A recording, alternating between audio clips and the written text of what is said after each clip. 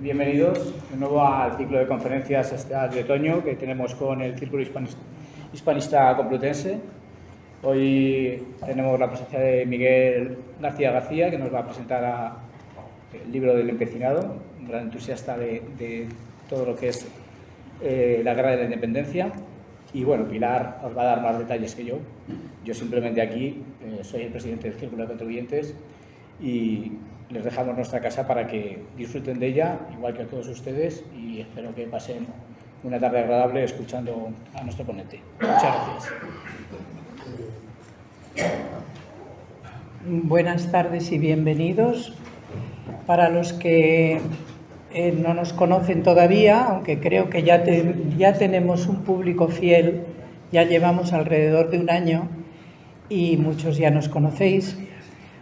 Os voy a advertir lo de siempre, que tenemos un grupo de amigos. Nosotros somos una asociación hispanista creada a raíz de un grupo mayor de hispanistas a nivel nacional que decidimos independizarnos, hacernos autónomos, no independizarnos, sino contribuir y colaborar en la misión hispana, en esta movida que tenemos ahora los hispanistas, que hemos despertado como un fenómeno reciente, muy de agradecer, y en el que nos hemos embarcado.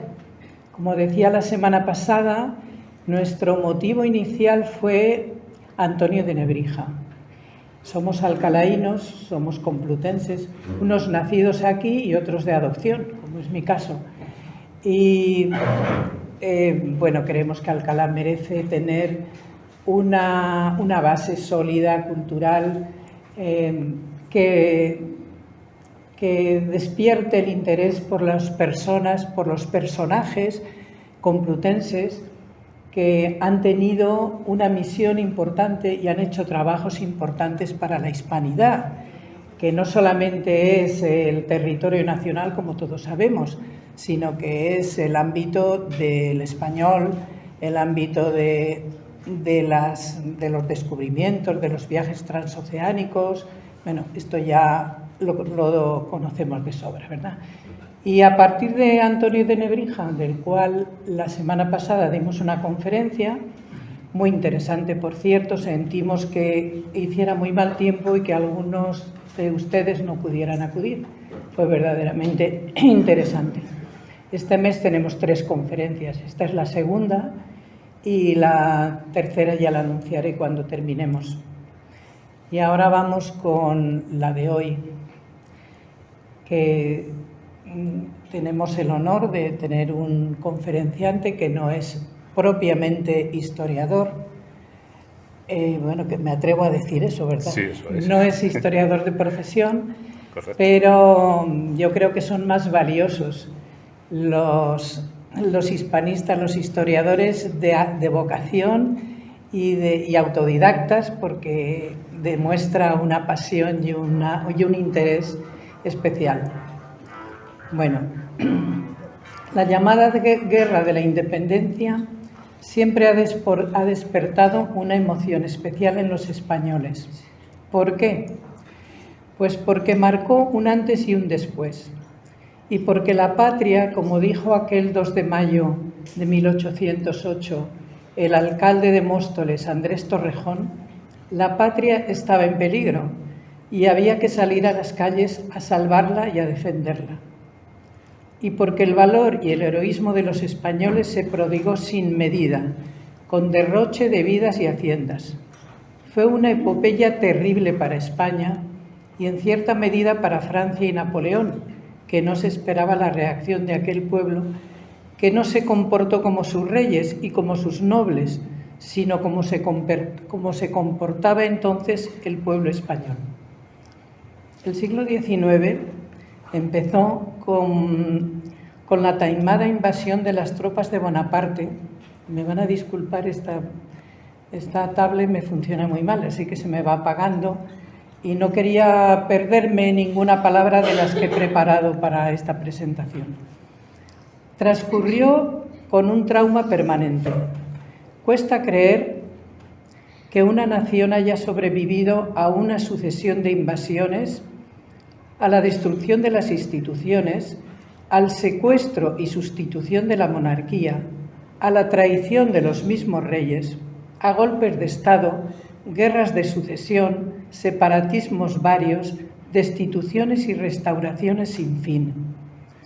Viene a cuento, como otras veces, una frase que se atribuye a Bismarck, al canciller alemán Bismarck, y que yo creo que aquí habrá alguien que la recuerde.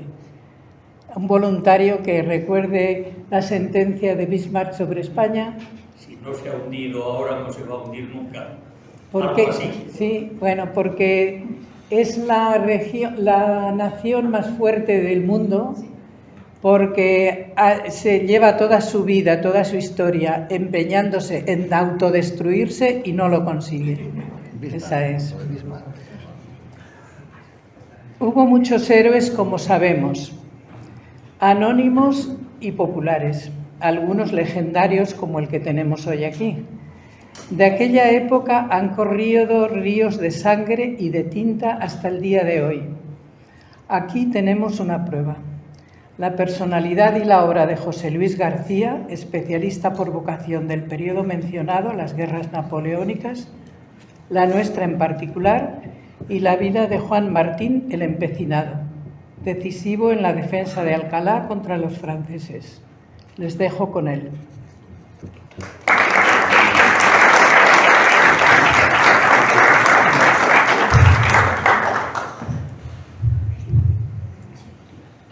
Para mí es un honor el poder presentar al ponente que tenemos hoy. Bueno, soy Alberto Ruiz de Oña, pues alguno no lo sabe, soy vocal de la Junta Directiva de esta asociación del Círculo Hispanista Complutense. Bueno, voy a intentar presentar al ponente, para mí es un verdadero honor. Miguel Ángel García García es informático e investigador histórico sobre la Guerra de Independencia. Es pionero en la creación de páginas web de temática militar en España, donde se recogen especialmente investigaciones del autor sobre las guerras napoleónicas y la ocupación francesa. En las redes sociales lidera un foro de colaboradores especialistas en el tema y organiza exposiciones sobre la época napoleónica, ya que es uno de los mayores expertos de España en el tema.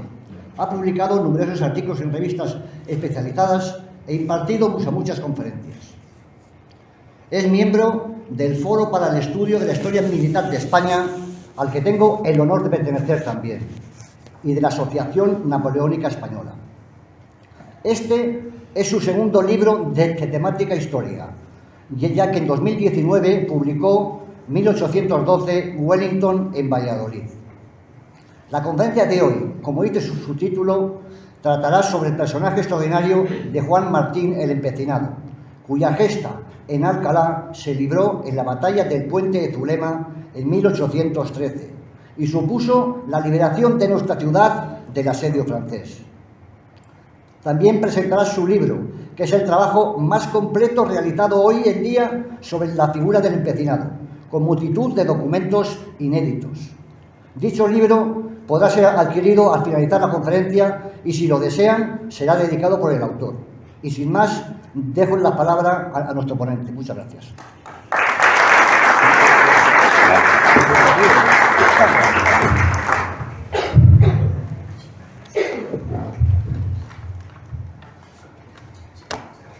Pues, hola, buenas tardes y gracias por su asistencia y el ofrecimiento de poder presentar el libro en esta magnífica sala. El empecinado de la vida de Juan Martín Díez es un libro, un gran trabajo de cerca de 7-8 años, revisando gran cantidad de archivos, tanto privados como públicos, y consiguiendo documentación inédita que no se conocía sobre el personaje.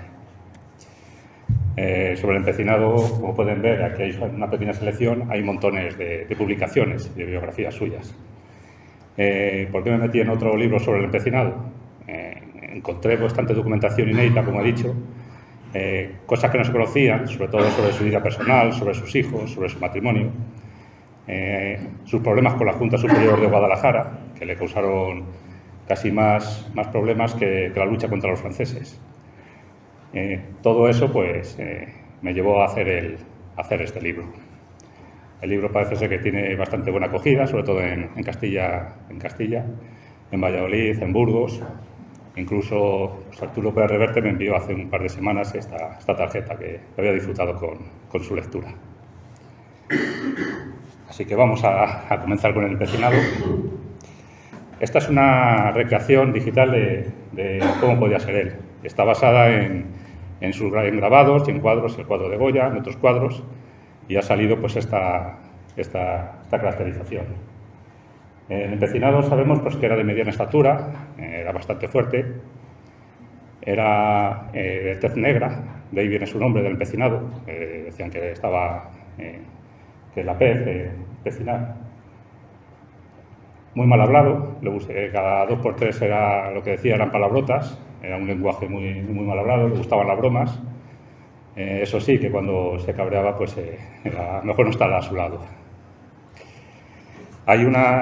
Él mismo se describe, porque hay una publicación en 1814 que él saca, se llama Apuntes de un admirador suyo, pero en verdad es un trabajo que él dicta a su secretario, a Fructuoso María Guerra, como una hoja de servicios para empezar a solicitar los ascensos después de la guerra.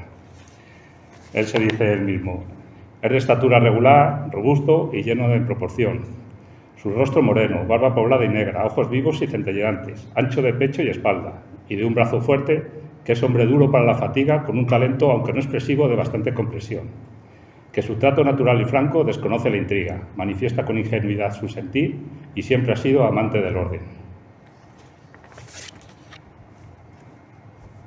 En 1812 viene, me voy a adelantar un poco, viene Alcalá de Henares. Está en su momento álgido de su carrera. El día anterior ha entrado en Madrid, junto con Wellington, un Madrid liberado. Wellington le ordena que se dirija hacia Guadalajara para obligar a capitular a la guarnición francesa que hay allí. Y pasa la noche aquí en Alcalá de Henares. Hay un diario de un funcionario que es bastante conocido, que hablaré ahora de ese diario, que hace mención de la llegada a él de aquel día. Dice sobre aquel día: entra por la puerta de Madrid, como se ve ahí. Vimos por primera vez al señor brigadier don Juan Martín Díaz el Empecinado, cuya venida a esta ciudad ha sido tan celebrada que no quedó persona que se agolpase a la calle y casa de su alojamiento a mirarle con ansia y a celebrarle con vivas y aclamaciones como uno de los redentores de la patria. La gente es toda de toda clase, sin excluir las señoras más principales, le agarraban, le abrazaban y le besaban bendiciéndole y colmándole de elogios, a lo que él correspondía con lágrimas de agradecimiento.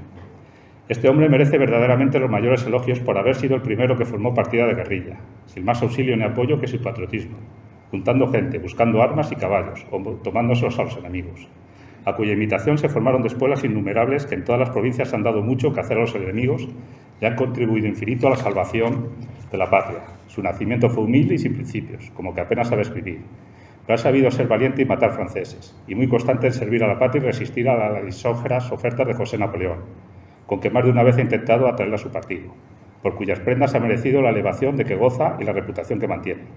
En este día hubo iluminación general en su obsequio y te dé una en la magistral. Esto lo haría seguro pues, ese mismo día que entró, lo describiría ese mismo día que entró el empecinado aquí en Alcalá de Henares o el día siguiente. Dice que no sabía leer y escribir, sí sabía leer. En 1823 pues, él apoya al Partido Liberal, le hace un embargo de sus bienes, y entre ellos es un baúl que lleva de viaje y está lleno de publicaciones. Él sabía leer. Escribir, es verdad que también sabía escribir, como podemos ver en esa carta que hay al lado, esos dos principios de la guerra. Lo que pasa es que hacía las letras muy grandes. Dice Eugenio Aviraneta, el famoso brigante de Pío Baroja, que compartió con él sobre todo los años del trienio liberal, que hacía las letras monstruosamente grandes. Posteriormente, las cartas él solamente las firmaba, se las escribía a sus secretarios y él solamente las firmaba. Además, se las redactaban un poco porque su forma no eran las propias para tratar a otros oficiales. Su apodo del Empecinado, él dice que es propio de todos los habitantes de Castillo de Duero, que es su pueblo, pero no se ha encontrado en ningún documento que a ninguna otra persona se le apode el Empecinado. Este documento lo encontré en la Chancillería de Valladolid, está fechado en septiembre de 1808, acaba de empezar la guerra, él todavía no es conocido, y es una orden de arresto contra él y ya figura su alias, el Empecinado. Él ya antes de luchar contra los franceses ya le apellidaban el Empecinado, pero principalmente es porque todo el mundo le dice que era muy negro, era muy moreno y el apodo antes era propio de él, no era de ninguno de sus vecinos.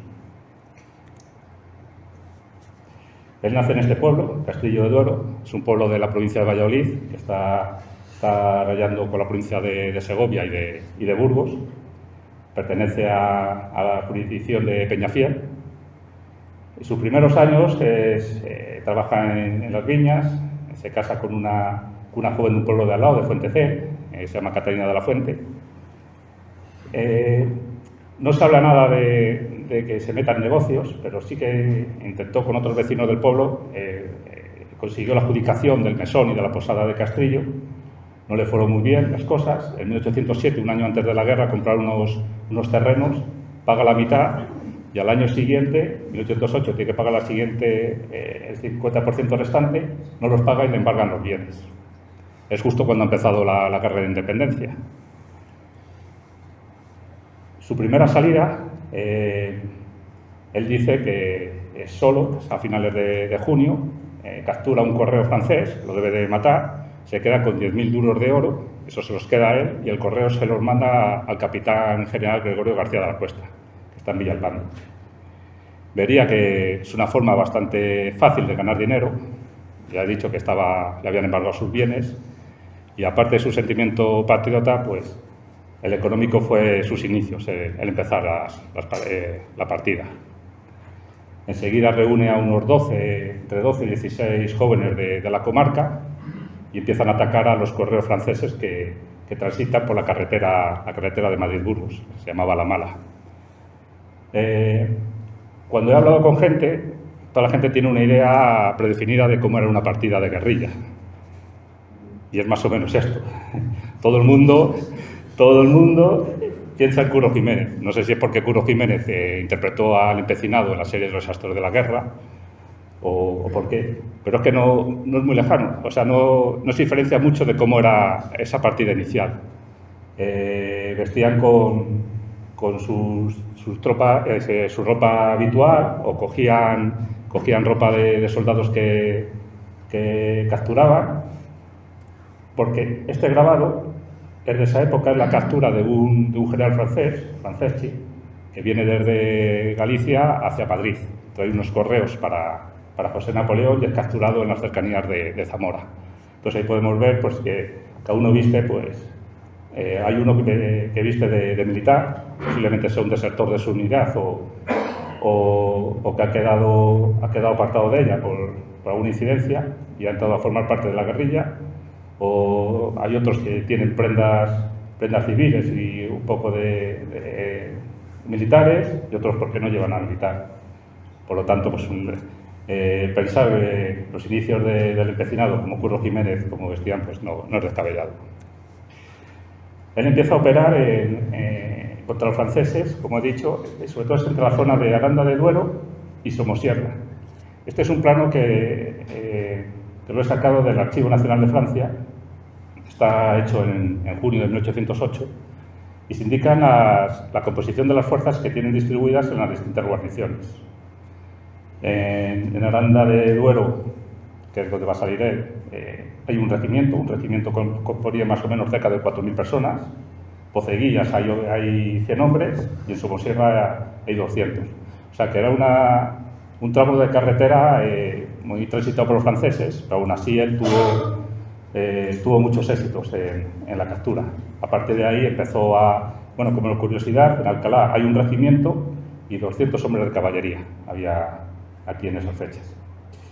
Empieza su nombre ya a ser conocido, los franceses hacen más presión contra él, incluso capturan a su madre, la ponen prisionera en Aranda, entonces él se tiene que marchar hacia Salamanca, hacia Ciudad Rodrigo. Está por allí unos meses, vuelve en agosto. Como ve que los correos vienen ya más escoltados, incluso ya no vienen por la carretera por la que opera, sino que han desviado desde Aranda hacia Valladolid o desde Aranda hacia Valladolid y Valladolid a Madrid, pues decide encaminarse hacia Aragón, para operar por Aragón. Transitando por la provincia de Burgos, la recién Junta Superior de Guadalajara, que se acaba de constituir en esos meses, le ofrecen que sirva, hace como si fuera un mercenario. Él lucha, protege a la provincia de Guadalajara, a los habitantes de los franceses. En cambio, la Junta pues, le abastece de alimentos a sus hombres, le viste. Todo funciona bien los primeros meses, lo que pasa es que al empecinado le gustaba bastante la libertad, poder maniobrar él libremente. Los hombres de la Junta de Guadalajara, y son la primera Junta, son gente con genio, son gente con estudios, quieren tenerle bajo su yugo, que operen según ellos digan, y hay un desencuentro que ya dura casi toda la guerra, un desencuentro pues, que le llevará hasta perder su división. En julio de 1811 perderá el mando de sus tropas. O sea, eso que pensamos de que el empecinado pues, fueron todos elogios, que luchó contra los franceses, prácticamente toda la guerra estuvo en lucha con la Junta Superior de Guadalajara. Es así que en las cartas que mandaban a Cádiz, que querían pues, quitarle del mando, dicen de él: pero este hombre, que por razón de su falta de principios y de estudio ignora la verdadera ciencia militar, solo es bueno y apreciable para la nación en tanto que únicamente mande el número de caballería que hoy cuenta. No le consideramos con bastante capacidad ni la necesaria disposición para el mando en jefe de un cuerpo del ejército, cual pudiera estimarse ya la fuerza que hemos levantado en la provincia, consistente a más de la dicha en 2.000 hombres de infantería que componen los batallones de voluntarios de Guadalajara, tiradores de Sigüenza y las diferentes partidas sueltas destinadas a incomodar al enemigo. Debe aspirar, el empecinado, únicamente solo a combatir con el enemigo espada en mano en las filas de su caballería, porque al exigir otra ni otro mando ni corresponde, como va dicho, a su instrucción y conocimientos, ni es útil a la gloriosa lucha que sostenemos. Esto sobre todo viene porque en 1810, en septiembre, se le nombra brigadier de los ejércitos. Brigadier, en una escala actual, sería general de brigada. ¿Qué pasa? Al ser general de brigada, él dice que se tiene que hacer cargo de todas las tropas que hay en la provincia de Guadalajara. La Junta no lo admite y a partir de ahí, pues, es lo que digo, le difanan continuamente, sobre todo López Pinilla, que es el intendente de la provincia. Hay cartas, a lo mejor el mismo día manda 4 o 5 cartas al comandante general, al que pertenece el empecinado, pues quejándose de él. El empecinado, se puede decir que su guerrilla termina en 1810, en septiembre. A partir de ahí es la división del ejército español, es la 5ª división del 2º ejército. Y él ya no es un guerrillero, sino que sería un general español. Lo que pasa es que el resto de generales, los de carrera o del antiguo régimen, pues a todos estos militares que han ascendido de origen guerrillero, los menospreciaban y no contaban con ellos. Aquí le vemos de coronel, esto sería en 1809, de brigadier, así ya participó durante toda la guerra. El combate que hubo aquí en Alcalá de Henares en 1813, pues era de brigadier, era su uniforme. Y este es el famoso cuadro de Goya, que le viste de capitán. Es un cuadro un poco discutible. O sea, es de Goya, pero muchos dudamos de que sea el empecinado. Lo digo porque viste de capitán sería en 1809, cuando está en Ciudad Rodrigo, no es muy conocido, no tiene mucho sentido que Goya le pintara, y menos un cuadro grande que ni lo pudiera llevar. Somos muchos los que dudamos de que ese sea el empecinado. Como he dicho, al formar ya una división, ya no visten como hemos visto antes, como a los Curro Jiménez. Esto es un grupo de recreación actual, de una unidad de la época, de la Guerra de Independencia. Estos eran los Húsares de Iberia, no son una unidad del empecinado, pero para que se hagan unidades ya como vestían a sus tropas. Ya no se dan diferencias de ninguna otra unidad del ejército español. Les he dicho antes el diario de un patriota de aquí de Alcalá de Henares, que todo el mundo lo conoce. Es un diario pues, que va narrando desde 1809 hasta el final de la Guerra de Independencia, pues todo lo que va ocurriendo aquí en Alcalá de Henares. El autor parece que es el licenciado Juan Domingo Palomar, que pertenecía al ayuntamiento. Pues investigando, por casualidad, he dado con el manuscrito original. No se encuentra en España, se encuentra en Buenos Aires. Y hasta ahora siempre se conocía el impreso, pero para indicarles a ustedes pues, que el original lo tienen en Buenos Aires. Entonces, es el manuscrito prácticamente es idéntico al impreso, con pequeñas diferencias y, claro, no tiene la nota a pie de página del autor. La guerra va transcurriendo. Aquí en Alcalá de Henares siempre había una guarnición permanente del ejército francés. El comandante militar francés, el que mandaba las tropas, estaba hospedado en el Palacio Arzobispal, un palacio que, como saben, pues lo que hay ahora no era el original, ya que en 1939 pues, sufrió un incendio. Podemos ver cómo era el original. Y esto que he puesto aquí es una foto actual y he superpuesto el plano del original, del edificio original, para que vieran lo que ocupaba el edificio. Actualmente pues ha quedado muy poco. Si ve cómo está, pues actualmente eso es lo que queda del palacio. También se albergaban tropas en su interior.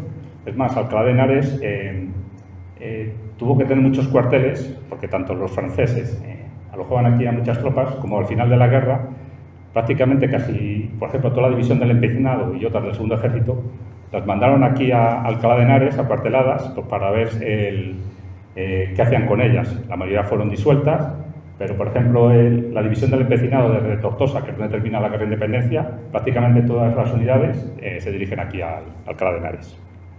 Incluso José Napoleón vino aquí a Alcalá de Henares, estuvo una noche camino de Guadalajara, iba a visitar Guadalajara y pernoctó en esta casa que hay en la calle de Escritorios. En 1813 ya el ejército francés está ya en retirada. En marzo de 1813 José Napoleón ha dejado Madrid, se ha marchado hacia Valladolid y ha trasladado allí la corte, aunque en Madrid sigue habiendo un gobierno militar francés y sigue ocupado por los franceses.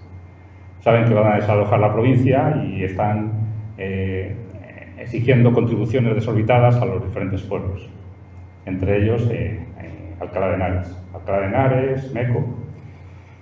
El 21 de mayo de 1813 hay un destacamento francés por la zona, ha exigido pues, una contribución, como he dicho, muy grande a Alcalá de Henares, a Meco y a Lueches. El empecinado está en Guadalajara, está ya libre de franceses en Guadalajara. Tiene noticia y se encamina hacia esta zona pues, para despejarla e intentar capturar a esta columna francesa. Se trae a la infantería, elige a las compañías de sus regimientos, a las compañías de cazadores y de granaderos. Los cazadores eran los soldados pues, más ligeros, los que tenían mejor tiro, eran los que salían del grupo fuerte de un regimiento, o sea, de una columna, pues para atacar al enemigo. Y los granaderos eran la élite, pues los mejores soldados de cada regimiento.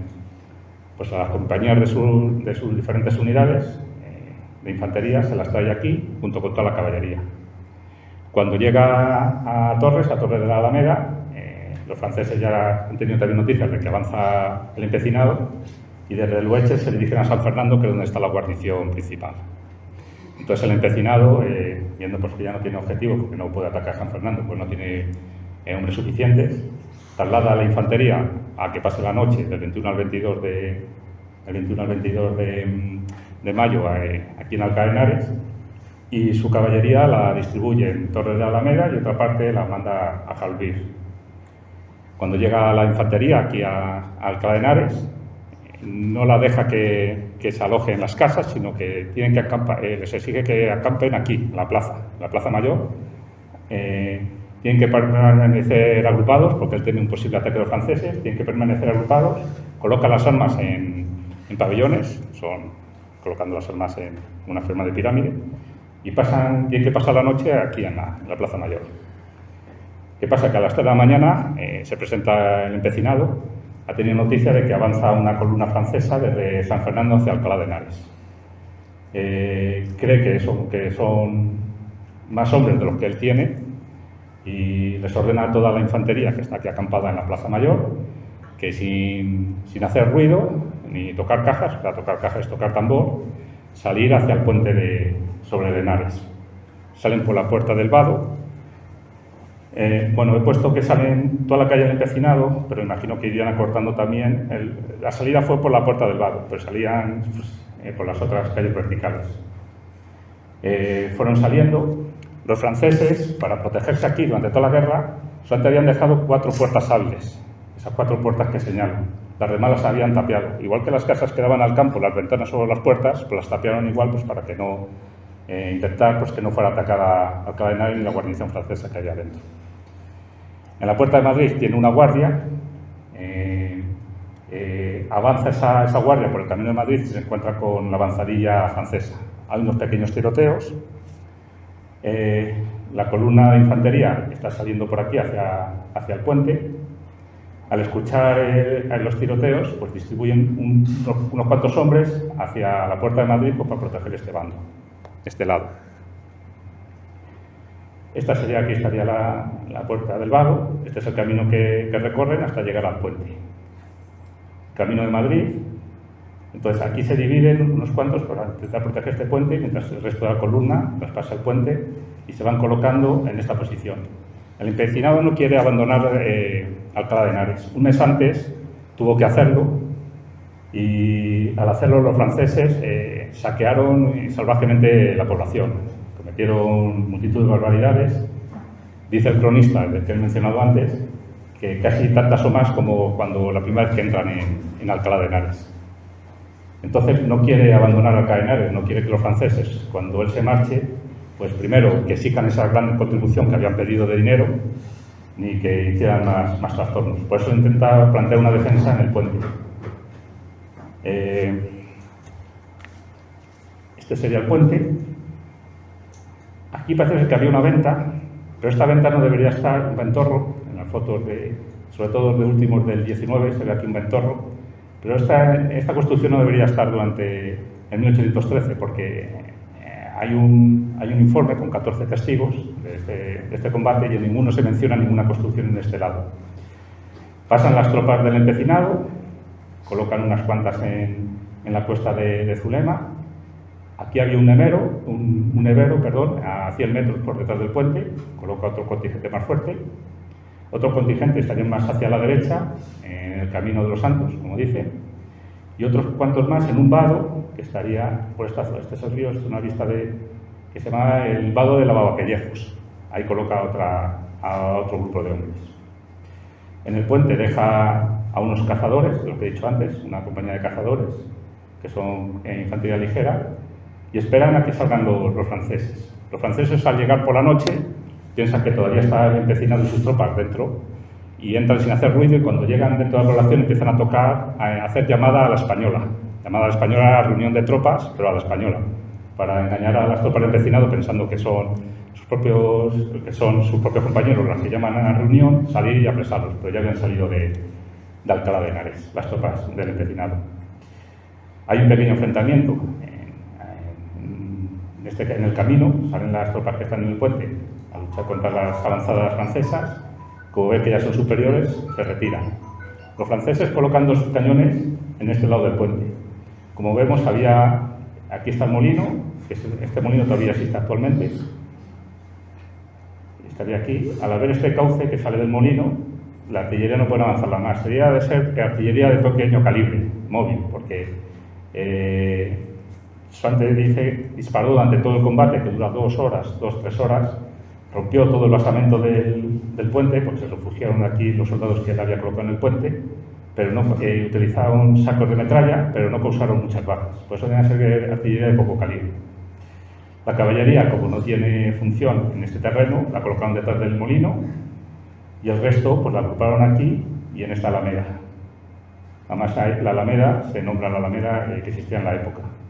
Empieza el combate, los franceses no consiguen cruzar el puente. Entonces, viendo que es imposible, lo que hacen es agrupar todas las fuerzas en la alameda para simular que van a atacar por el centro y mandan a unas tropas hacia el vado que he dicho antes, el de Lavapellejos. lo cruzan, lo que pasa es que son rechazados por los hombres que tenía allí el empecinado. Continúan, intentan hacer un ataque fuerte en el puente ocupando todas las tropas, pero como ven que es imposible, pues ya van a decidir retirarse. Al comienzo del ataque exigen al Ayuntamiento de Alcalá de Henares pues, que vaya preparando hilazas y vendas pues, para los heridos suyos y que prepararan una sala en el Ayuntamiento pues, que sirviera de hospital para sus hombres. Ellos pensaban pues, que iban a vencer, pero que necesitarían un hospital. A mitad de mañana ven que ya es imposible y se retiran hacia Torrejón. Cogen a varios miembros del ayuntamiento y se los llevan presos, se los llevan de rehenes. Cuando llegan al puente de Torote, ahí se despliegan, intentan hacer frente a las tropas del empecinado que vienen en persecución. Han llegado también una fuerza de refuerzo desde Torrejón de Ardoz que se les unen.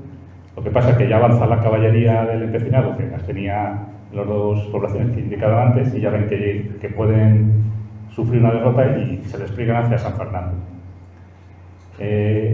Esta victoria, una victoria, sí, porque lo desalojan al enemigo, pues consiguió pues, que los franceses no requisaran esa contribución tan fuerte que habían hecho sobre Alcalá y sobre Meco, y sobre todo porque esta fue la última acción de los franceses en Alcalá de Henares. Ya no volvieron a esta población, ya a los 3 o 4 días abandonaron Madrid y se dirigieron ya todos hacia Vitoria. De Vitoria a Burgos, luego fue hacia Valladolid, de Valladolid a Burgos, de Burgos a Vitoria, y ahí ya fue la derrota de José Napoleón que le echó de España. El pueblo de Alcalá de Henares, en agradecimiento a esta acción del empecinado, en 1816 levantan una pirámide junto al puente con esa inscripción que pone puesto allá arriba. La ciudad de Alcalá de Henares dedica este monumento a la memoria de los valientes tropas de su majestad, el señor don Fernando VII, mandadas por don Juan Martín en empecinado, mariscal del campo de los Reales Ejércitos, en reconocimiento de haber salvado a sus moradores del saqueo y la muerte, arrollando y venciendo a los franceses la mañana del 22 de mayo de 1813, que en doble número obraron por este puente. Actualmente, pues como saben, el puente ya ni existe y toda la zona alrededor pues fue devastada por la explosión de un polvorín, creo que fue en 1946 o algo así. Había un polvorín posiblemente en el nevero donde colocó el grueso de sus tropas el empecinado, explotó, esta explosión, este es el puente como quedó, hizo explotar otro polvorín que había cerca y el destrozo pues, ha alterado tanto el aspecto físico de la posición que había detrás del puente, que es donde puso sus tropas el empecinado, como el puente. Actualmente el puente, aquí en la foto, aquí a mano izquierda, es la pasarela, bueno, todos ustedes la conocerán, que está levantada sobre los pilares del puente original. Se levantó el otro puente para servir de cruce al río. El molino que ven, esta foto está tomada hace una semana, 2 semanas. El molino sigue existiendo, detrás de ese molino fue donde se colocó la caballería francesa. La alameda estaría por delante, ya no existe la alameda, donde intentaron reunir todas las tropas para simular el ataque. Pero el escenario ha cambiado mucho. El empecinado por esta acción consigue la cruz de 3ª clase de la Orden de San Fernando. Tardaron unos años en conseguirla, pero se la concedieron por la acción del combate del puente. Para conseguirla se hizo un expediente, hay 14 testigos oficiales suyos, también declaran el alcalde de Alcalá de Henares, el de Torrejón y el de San Fernando de Henares, y viendo que sí, que fue una acción que merecía pues, esta condecoración, se lo otorgaron. También ese mismo año, al año siguiente, pues salió este pequeño impreso, que es como una especie de poema, pero está muy bien narrado y describe bastante bien cómo fue el combate. Al año siguiente, de aquí, el empecinado se marcha a Tortosa, que todavía la guerra de independencia, aunque muchos pensamos que termina en 1813, con la batalla de Vitoria, continúa hasta mayo de 1814. Hay varias plazas, sobre todo en Valencia, en Castellón y en Cataluña, todavía ocupadas por franceses. Y al empecinado le mandan hacia Tortosa. Una vez que ya los franceses ya capitulan, ya Napoleón ha ha perdido, abdica y es trasladado a la isla de Elba. El empecinado se traslada a su pueblo, a Castillo de Duero. Entonces ahí tiene pues, un verdadero problema. Ha estado todos estos años de guerra, casi sin ir por el pueblo, no hay constancia de que lo visitara, y se tiene que enfrentar a su mujer, porque durante la guerra ha tenido 2 hijos. Al empezar la guerra en 1808, llevaban 12 años casados, no han tenido ningún hijo, entonces ya saben que no iban a poder tener ningún hijo, tenían 33 años entonces. Y él durante la guerra ha tenido 2 hijos, uno en 1811 y otro en 1812.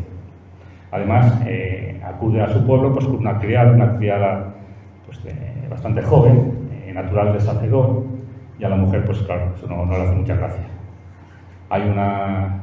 Tienen bastantes desavenencias, incluso la mujer le denuncia. Esa denuncia lo que acarrea es que el empecinado tiene que quedarse en su pueblo, no puede salir de su pueblo como castigo. Esa es la verdadera causa de que él quede desde 1816 hasta 1820 en su pueblo. No es lo que se cree, que entregó un documento impreso, que sí que lo entregó a Fernando VII, pues quejándose de la situación de España, y Fernando VII como castigo lo que le hace es mandarle de cuartel a su pueblo. Fernando VII durante todos estos años le siguió concediendo honores, le concedió que podía firmar después de la guerra como el empecinado, posteriormente le concedió que todos sus hijos o descendientes firmaran igual como el empecinado, le concedió bastantes honores y aunque sí que se disgustó al recibir ese impreso, la verdad que esa no es la causa de que el empecinado pues, estuviera durante todos esos años en su pueblo sin poder servir en ningún cuerpo militar. Para ir rápido, y para no hablarles de todo luego el proceso, en 1820, cuando vuelve Fernando VII, saben ustedes pues, que deroga la Constitución de 1812, se establece otra vez pues, el absolutismo, que es un rey pleno de poderes. Muchos, sobre todo los militares, no están de acuerdo con esa situación. Hay movimientos, el empecinado apoya a los liberales, los que quieren volver a restaurar la Constitución de 1812. En su casa, que hemos visto antes, tiene bastantes, se conspira bastante, es un sitio muy apartado, fuera del pueblo, y entonces sí, es un sitio idóneo pues, para preparar planes en contra de Fernando VII. En 1820 se restaura la Constitución de 1812. A él se le nombra cabo segundo de la Capitanía de Castilla la Vieja. Cabo segundo era como el segundo del capitán general de Castilla la Vieja. Le dura muy poco el puesto. Lucha contra el cura Merino por la zona de Aranda, de Lerma, Covarrubias. Es gobernador de Zamora. Se hace comunero. Y en 1823 pues, la situación ya de los liberales es bastante complicada. Fernando VII va a recibir la ayuda de los 100.000 hijos de San Luis que entran en España. La entrada le pilla en Valladolid. Intenta allí formar pues, una pequeña resistencia. No consigue porque el avance es tan rápido de los franceses, esta vez que vienen como aliados de Fernando VII. Se retira hacia Salamanca. De Salamanca establece su cuartel general en Ciudad Rodrigo y finalmente termina operando entre Salamanca y Cáceres. En 1823, el 1 de octubre, creo que es el 1 de octubre o último de octubre, Fernando VII finalmente pues, vuelve otra vez a tener el poder absoluto. Se deroga la Constitución y es otra vez pleno de poderes instaurado en el trono. Pero en Extremadura, que es donde él sigue, es el único ejército todavía que permanece en lucha. Ya una vez que se ha restablecido Fernando VII en el trono, el empecinado tiene una acción que le significará pues, ser el hombre más odiado de toda España. Cáceres deroga el ayuntamiento constitucional, eligen otra vez al anterior de 1820, y el empecinado pues, se dirige a Cáceres, le convence para que ataque Cáceres y él y sus tropas lo que hacen pues durante 2 o 3 días incendian bastantes casas, matan a muchas personas. Esto se difunde, las noticias en la prensa de la época, y le acusan de que una vez que ya habían capitulado las tropas constitucionales, porque el empecinado había seguido tomando las armas y había atacado Cáceres. El ejército de Extremadura todavía no había capitulado. Hay un convenio de Almendralejo, unos días después de su acción en Cáceres, donde ya dejan las armas, y en este convenio pues, se indica expresamente pues, que la columna del mariscal del empecinado queda comprendido, que no se le va a hacer nada ni a él ni a sus hombres, que pueden dejar las armas y que pueden elegir un sitio de cuartel, lo que ellos elijan. Y el empecinado elige Aranda de Duero. A su pueblo no puede volver porque ya le han embargado todas sus casas, todos sus bienes. En Aranda de Duero cree que puede estar fuera de la influencia de Valladolid, que es donde reside el capitán general de Castilla la Vieja, y emprende el camino hacia Aranda de Duero.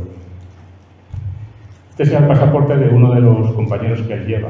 Son pasaportes en regla y pueden transitar libremente hasta cada uno su destino. Esto era hasta un pueblo que hay cerca de Castillo de Duero, donde era el empecinado. Él llevaría uno igual hacia Aranda de Duero. Antes de llegar a Aranda de Duero, la jornada anterior, decide pasar noche en Olmos de Peñafiel. Esto es un pequeño pueblo que hay a escasos kilómetros de su pueblo, el Castillo de Duero. En esta casa que he señalado, es una casa de un familiar suyo, además llevaba negocios con él, pasa la noche del 21 al 22 de noviembre de 1823. Cerca está Roa pertenece a Burgos, fuera de la jurisdicción de este pueblo, que este pueblo pertenece a la jurisdicción de Peñafiel. Aún así, su corregidor es Domingo Fuentenebro, un antiguo enemigo del empecinado de tiempos de la Guerra de Independencia. El empecinado casi le fusila. Además, este hombre había sido director del Hospital Militar de Medinaceli. En un momento dado, ante un avance francés, tienen que desalojarlo. No hay bastantes carros y él prefiere llevar a su mujer, a su hijo y todos sus muebles que salvar a todos los soldados franceses. Deja uno en el hospital y cuando llegan los franceses le asesina y el empecinado se la tiene jurada. Luego, una acción posterior, le tiene casi un mes y medio prisionero en Sigüenza, le quiere fusilar, finalmente se escapa y se la tiene jurada al empecinado.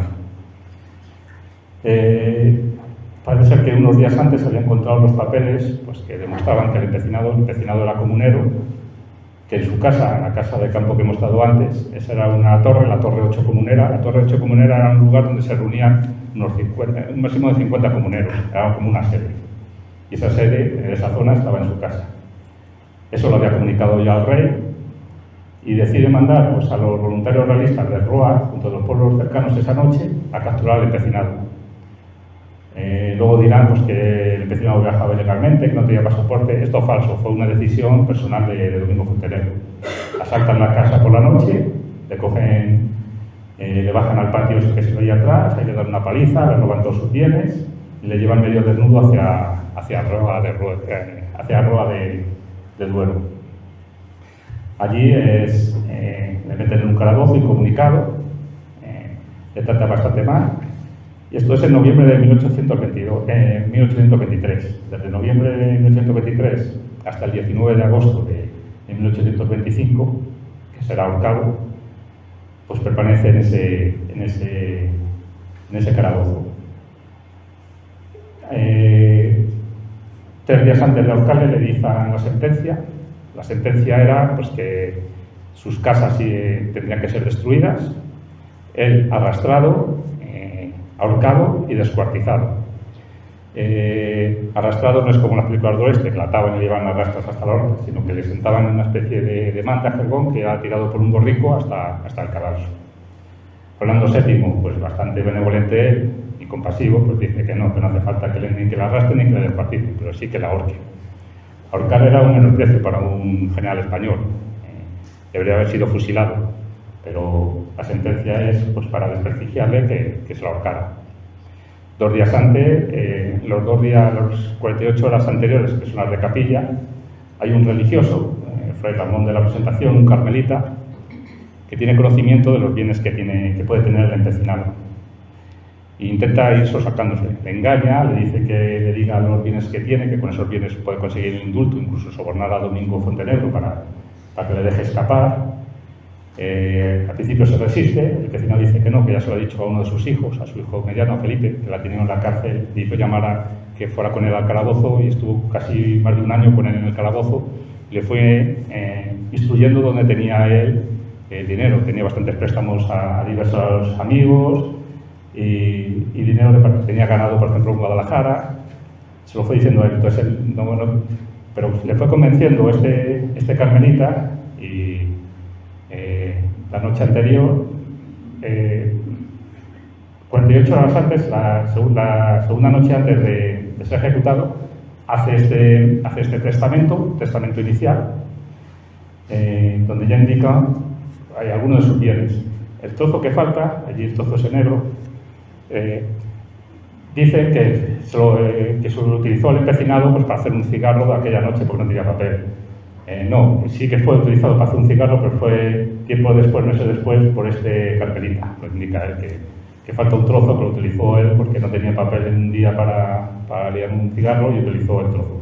Es para que vean el respeto que tuvo hacia el empecinado esta persona. La última noche antes de ejecutarle, ya el empecinado pues, ve que ya está en aprieto y ya pues, cede y le cuenta a este hombre pues, todo, más o menos donde tiene sus bienes. Esto haría que posteriormente no respeta el secreto de confesión y lo denunciaría a las autoridades y se comenzó una búsqueda de todos sus bienes a través de lo que le había dicho, que duró casi 10 años. Hay un legajo en la Chancillería de Valladolid de casi 4.000 hojas intentando buscar todos los bienes del empecinado que había aquí declarado. Esto es la ejecución de Riego. Riego fue ejecutado unos días antes de que capturaran al empecinado en este pueblo que indicaron, en Olmos de Peñafiel. Riego había sido el que comenzó el levantamiento en 1820, el pronunciamiento. Entonces aquí vemos, él sí que va arrastrado. Cuando digo arrastrado era eso, iba sentado, iba arrastrado en un salón en un burro hacia el cadalso que se ve ahí al fondo. El empecinado, en cambio de ir arrastrado, fue montado en el burro, termina en un burro desorejado, llevaba también un hábito de penitente, o sea, no llevaba ropa civil, como se ven en muchas fotos, o incluso en la escultura que hay en Roa, se le ve vestido de civil, no, le vistieron un hábito la noche anterior y con ese hábito fue como que se le ejecutó. Él todavía piensa pues, que este carmelita pues, que va a cumplir lo que ha pactado. Él sale, no se revela, no quiere montarse en el burro, pero al final le obligan a montarse en el burro. Va mirando, parece ser, según testimonio, va mirando pues, en los balcones, a ver si hay algún amigo, alguna señal que le indique pues, que es su próxima liberación.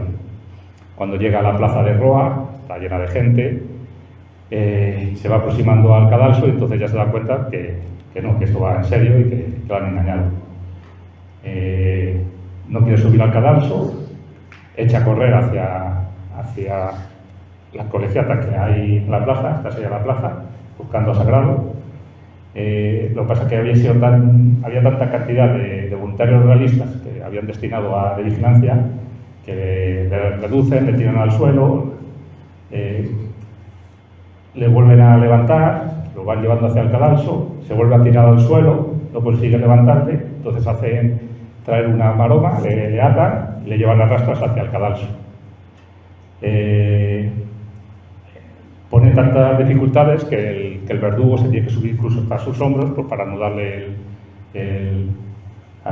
el lazo y es ejecutado. Dicen que fue tal tirón que una de sus alpargatas salió despedida a 200 metros. Tiene que ser verdad porque en 1844 se le desentierra porque quieren sus restos hacer un monumento y solo tenía una alpargata. Además, esa narración de la alpargata viene a casi a media hora de ser ejecutado, viene en el informe que se manda a la Chancillería de Valladolid, que se describe cómo fue ejecutado. Le dejan, es al mediodía, sería sobre la 1 del mediodía, el 19 de agosto. La gente se va a comer y a él le dejan colgado hasta la puesta del sol. Le bajan a la puesta del sol y obligan a sus compañeros que seguían en el calabozo, que habían sido también cogidos prisioneros con él, a que le trasladen y le entierren en el cementerio de Roa. Como he dicho, en 1844 es enterrado y unos años después sus restos fueron introducidos en este monumento que le levantaron en Burgos y donde todavía existe. Aquí en Alcalá de Henares, en 1823, como he dicho, fue una de las personas más odiadas de toda España. Pues la población de aquí de Alcalá de Henares fueron al monumento que habían levantado en honor a la batalla y lo destruyeron. No querían saber nada del empecinado. Lo único que años después, ya con el fin de Fernando VII y la llegada de Isabel II, se va restaurando su memoria, la de Porlier, la de Riego, la de todos los liberales que fueron ejecutados, y se vuelve ya a pensar, pues, volver a agradecer al empecinado la defensa que hizo aquí en Alcalá de Henares. Esto es la noticia de que ya se quieran reunir para levantar otro monumento, hacer una subvención para levantar un monumento aquí en Alcalá de Henares. Y este es el monumento que levantaron y es el que existe hoy en la calle del empecinado. Quiero poner a posta esta foto a la izquierda porque es como la situación actual, que la verdad es que se le ve muy mal. Podrían podar un poco los árboles para que se viera. Y esta sería todo. Espero que no les haya aburrido.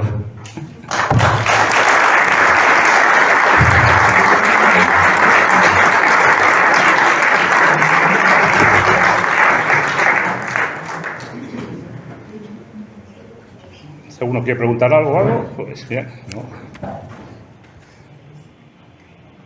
Bueno, yo no esperaba que viviera una vida tan compleja.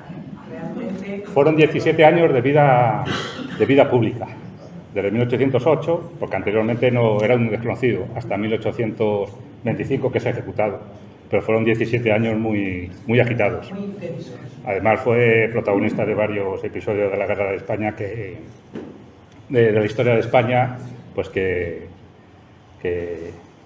sobre todo el primer cuarto del siglo XIX de España, si leen el libro, pues ya no es antes de la Guerra de Independencia, sino que es todo el periodo de trienio liberal. Los liberales eran una división incluso en el bando liberal entre masones, comuneros, guerrilleros, es increíble. Los absolutistas, pues yo veo cuando hice el libro que la situación actual de España proviene todo justo de esa época. Una vez finalizada la Guerra de Independencia, esta división que tenemos en España viene de aquella época. Es que además, según se va leyendo el libro, se va viendo la división que se produce. El carlismo y todo aquello. Y bueno, luego ya se prolonga con el carlismo, pero fue increíble. Sí.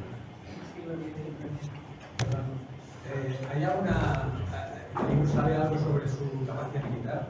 Porque ahora es un hombre que inicia él es un guerrillero, es un hombre que no tiene conocimientos militares. Y al evolucionar, ¿no? Porque si aquí la tiene tanta tropa Él llega a tener, dicen 10.000, pero los estadillos que he encontrado son hasta unos 8.500 de caballería e infantería. Eso no es manejar una partida de guerrilleros, no tiene nada que ver. No, lo que pasa, la caballería, por ejemplo, seguía siendo como el origen. Eran como partidas de guerrilla bajo un comandante. Una estaba bajo Vicente Sardina, la otra estaba Mondedeu y la otra estaba a las órdenes de Saturnino Abuin, el manco, que luego le traiciona y se pasa al bando francés. Aunque todas formaban como un regimiento, que era el regimiento Guadalajara, y luego otro que hizo de cazadores de Madrid, los regimientos de caballería, dentro de ese regimiento eran como destacamentos bajo un comandante que era el original desde el principio de guerrilla. El empecinado se intentó alguna vez plantear una batalla, fracasó, tanto en el Rebollar, fracasó, en Sigüenza también unos meses después del Rebollar fracasa.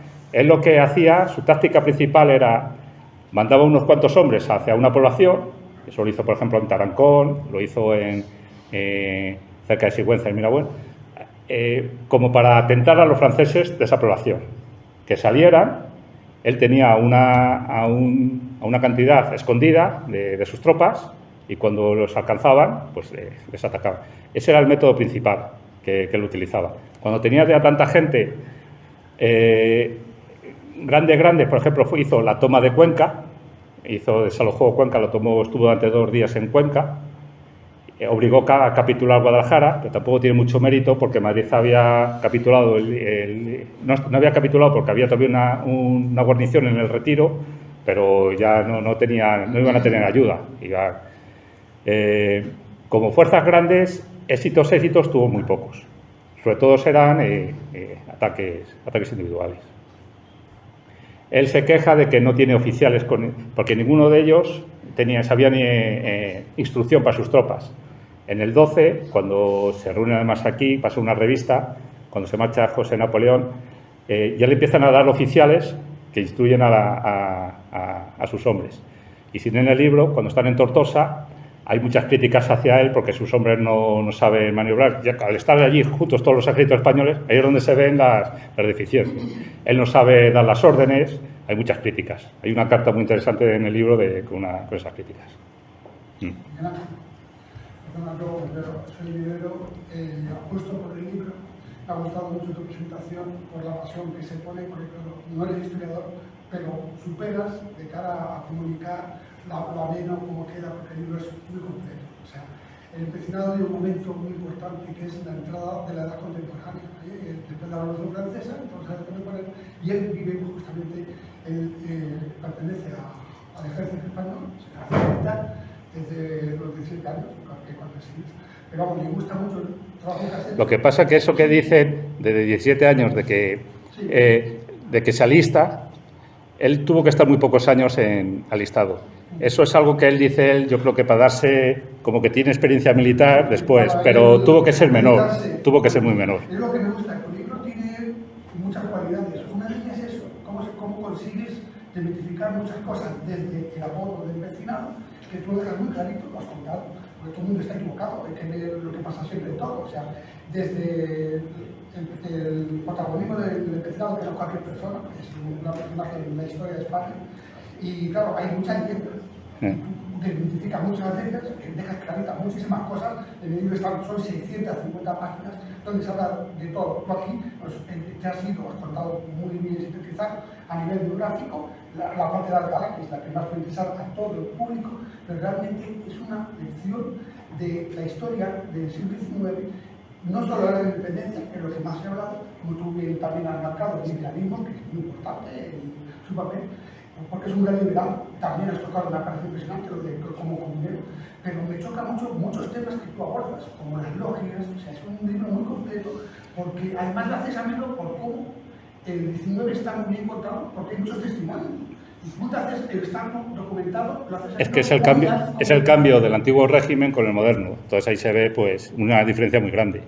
Luego también ten en cuenta que durante la Guerra de Independencia él actúa, primero empieza por la zona que he dicho de Aranda del Duero, se va hacia Ciudad Rodrigo, viene a Guadalajara, combate en Aragón, combate en Cuenca, llega hasta frente a Utiel y Requena, o sea que es que abarcó mucho territorio español. Entonces, la pregunta del señor, justamente, pero lo que era la guerra de guerrillas, que se daba en las guerras carlistas antes del siglo XVI, 1730 y demás, esas guerras de guerrillas que aquí somos expertos, ya desde la época romana, esas guerras de guerrillas eran como tú has dicho ahí, 12 hombres dirigían, ¿no?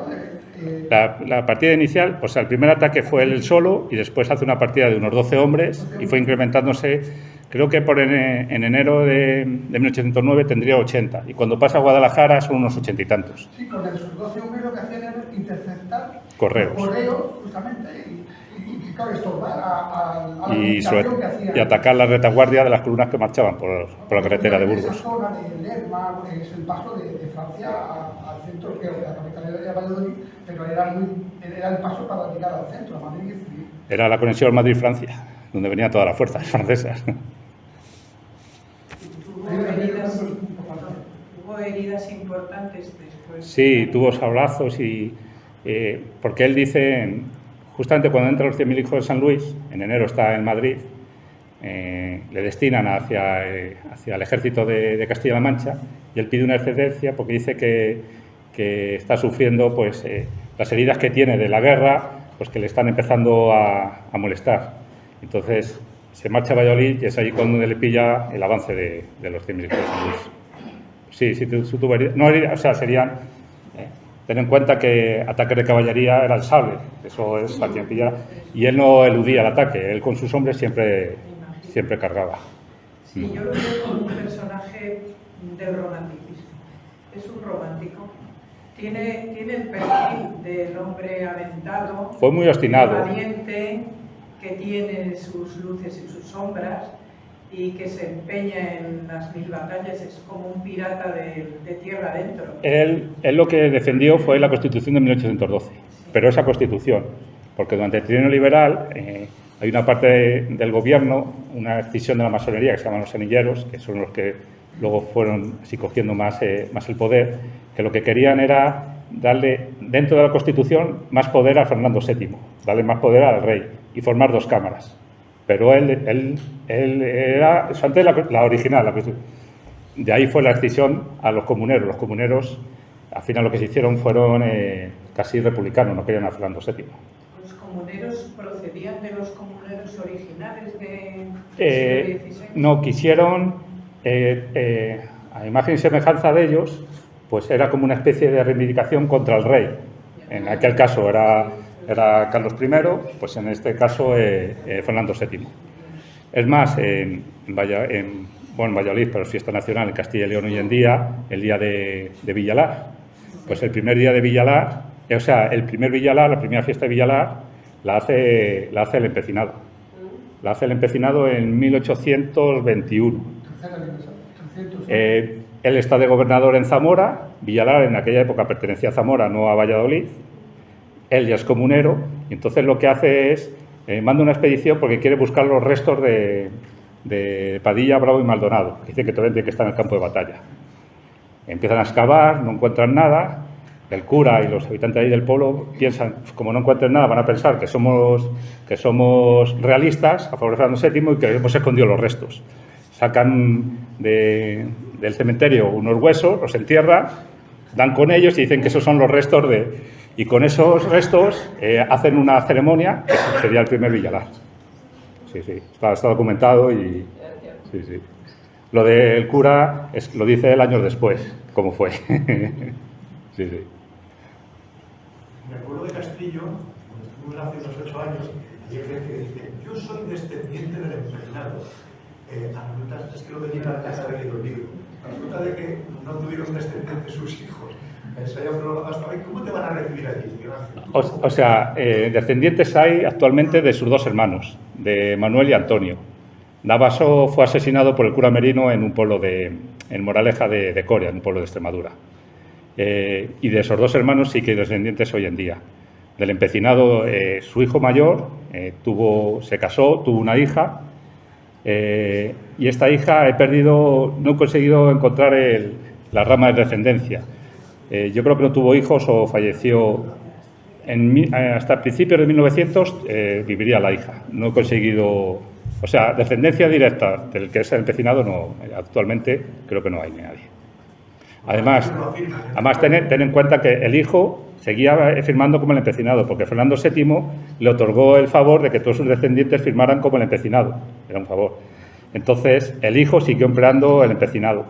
Yo creo que si la nieta del empecinado hubiera continuado con vida, hubiera seguido respetando ese favor real y hubiera seguido pues, la tradición de firmar como el empecinado, porque era un honor que les había concedido Fernando VII.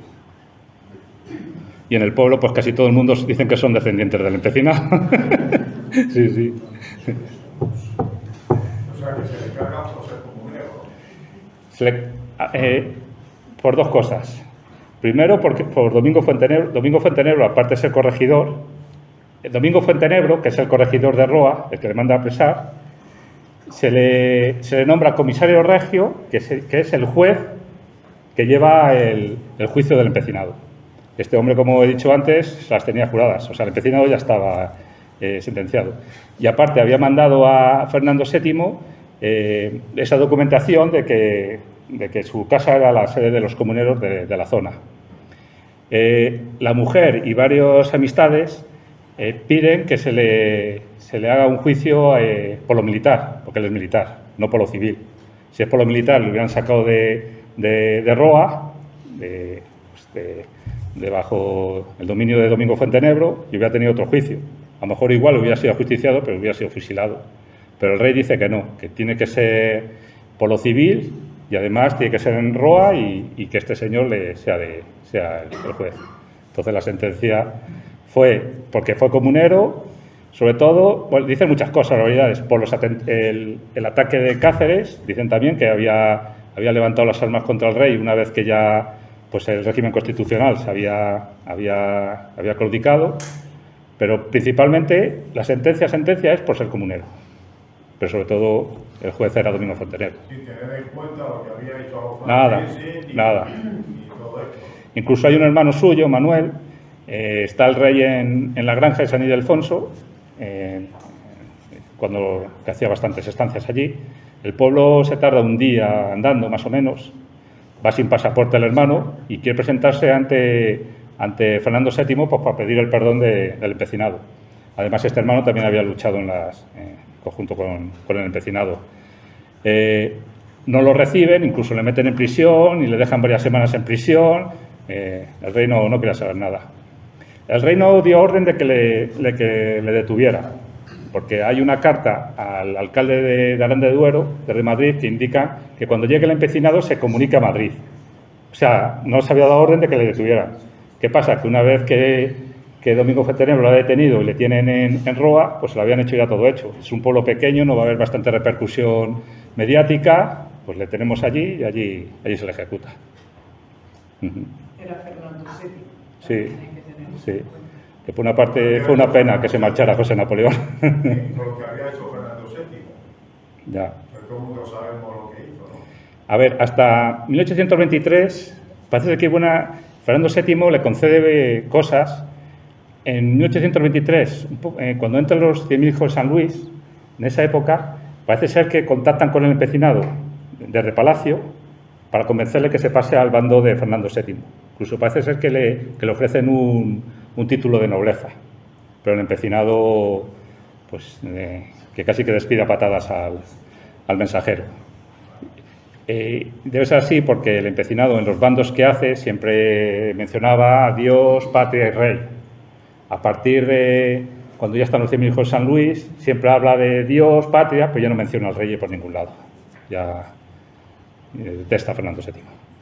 Claro. Pero ha dicho una cosa antes que me gustaría remarcar. Ha hablado de cómo está el busto de Sí, sí. que está tan mal estado. Porque ha hecho bien en remarcarlo y lo quiero volver a remarcar para que dé constancia, ¿no? Es lástima que un personaje tan importante para la ciudad de Alcalá esté tan descubierto. Es que no se pueden hacer ni una foto, es que no es imposible. Está tapado por las ramas y... Bueno, en Alcalá no se precia y no merecen los héroes y los sabios que tiene, esa es la verdad. Bueno, porque respecto... los monumentos sí. dejan mucho que desear. Los históricos, los más...